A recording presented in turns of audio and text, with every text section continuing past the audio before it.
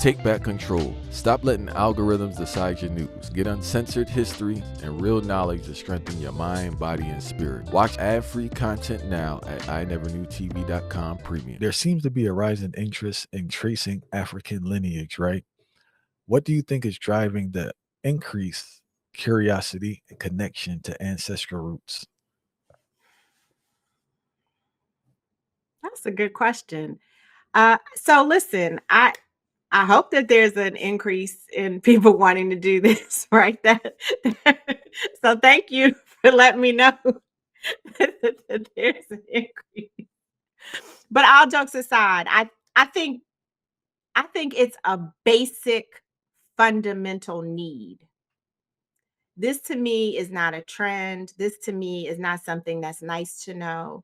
To me, knowing where you're from is something that is necessary. It's necessary to who you are.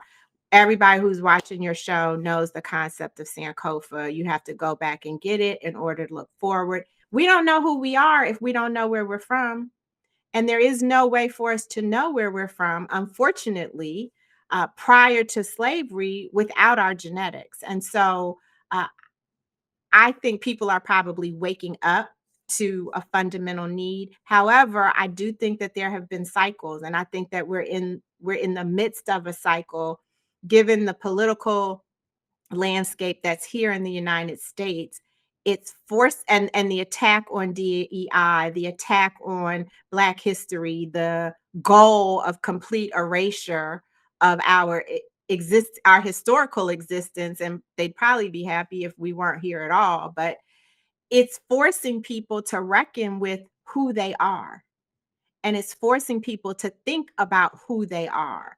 And you cannot look at yourself if you have melanin, in any amount of melanin, you cannot look at yourself and not wonder where you come from.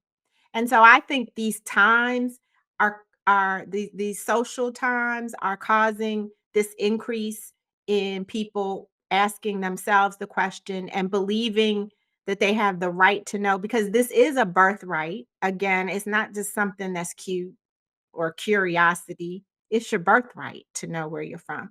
And we saw this same cycle happen, unfortunately, during the pandemic with the assassination of George Floyd and others. Again, there was a focus, a concentrated focus on the importance of being Black and the fact that you are Black and pride in being Black that lifted the industry. And based on your experience, right, what would be the next step? Because it seems like the first step, right? I get an understanding of where I'm from. What would be the next step in regards to growing and embracing that identity or that history or ancestral history that you discovered? So the next step really depends on why you took the first step, if that makes any sense. So, uh, first step is, take an African ancestry test kit, because that's the only one that's going to tell you the present day African country and ethnic group or tribe, if you will, that you share ancestry with. These other companies are going to tell you that you're from West Africa, and we already know that. The next step is to share the information with your family, because the results from one of our tests is relevant for everyone in your family on that line. So for example, when Chadwick Boseman took our maternal test and we traced his maternal genetic ancestry to the Limba people living in Sierra Leone, now his brothers and sisters know where they're from, his nieces and nephews, his mother, his aunts, his uncles, his cousin, his grandmother, everybody on that branch of the tree benefits from the result of his test. So now everyone in the family knows. You talk about it, you explore what is it about the Limba people or the people of Sierra Leone in general that informs your family history. His people are from South Carolina. The people of Sierra Leone were taken strategically from Sierra Leone because of their ability to farm rice and work the rice plantations in South Carolina and the Georgia Sea Islands. So that gives you some connection to look at what are the customs and traditions, values, perhaps beliefs that have been passed down that you didn't know where they come from. If you have kids in the family, a next step.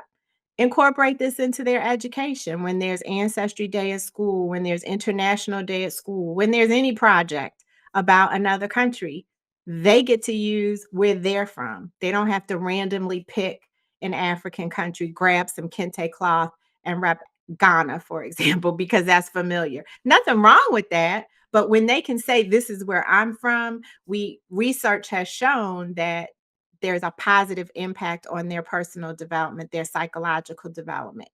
Next step, if you're interested, people, let me just say it like this: people have started businesses, people have invested in businesses on the continent, people have written books, movies, plays. People have learned the language. People have gotten engaged with that community where they live. So, for example, I'm in DC. There's a huge Cameroonian community in the DMV. People have become part of that community, participating in their events, their holidays, all of that. Travel is huge. We have African Ancestry family reunions, which are curated birthright journeys home to where you're from. On the continent, we go to Sierra Leone, we go to Cameroon, we go to Ghana, we go to Senegal, we go to Nigeria, and we're looking at adding a couple of countries this year. So there's so many things that you can do depending on, what speaks to you once you get the information. How empowering has it been for you specifically on your journey, learning your history, as you said, characteristics, traits, and things you like? And did you find that you yourself were into certain things? 'Cause I know you're an entrepreneurial person, so I take it that's in the lineage. Oh, That are you setting me up? Are you no, setting me up for my answer? Because what I was gonna say is one example is that on my father's side of the family, everyone is an entrepreneur. I have 6 aunts and uncles. They're all entrepreneurs. I have probably 8 cousins. We're all entrepreneurs. Our grandparents were entrepreneurs. My grandmother's father made the bricks that he used to build houses. Like, we have a long a history that I can see and touch of entrepreneurship on the Page family line. And then my paternal ancestry, my father's ancestry is Hausa, the Hausa people of Nigeria. And I early on learned that the Hausa women are the ones who do the business.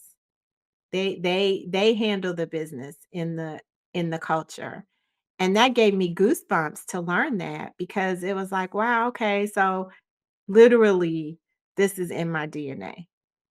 And that's it's sobering, but it's also exciting and invigorating and motivating to let me know that I am going to be an entrepreneur, because that is what my people have been. I would say generally knowing about history and understanding my family's genealogy on both sides, my family's ancestry on both sides, all of that um, makes me confident. There is nothing that I cannot do. I can do whatever I want to do. I can master whatever I want to master, because we invented it all. That's what history shows us. You and I met at a Tony Browner event. We we created everything. Africans created everything. And so as a person of African descent, you can do anything. That's how history has impacted me. and I'm glad you said that, man, because people need to learn more to draw on that bloodline for that strength, because obviously you're a progressive person. So I know you've been through many hard times. And I I take it I take it during those hard times why you gotta draw knowing that you come from a people that have been able to do this on highest levels, and you Yeah. able to continue to do that. Even when I've heard, I have a little cousin on my maternal side, my first cousin's son. He's 8 now, so maybe he was about 6, and he was like, "I'm not good at math. I can't do math." And I was like, "Oh, yes, you can do math. Don't you know we invented math? What do you mean you can't do math? You can do this." It's those kinds of things that have motivated me, and hopefully will motivate him to be able to look at challenges as just challenges, but not things that he can't overcome.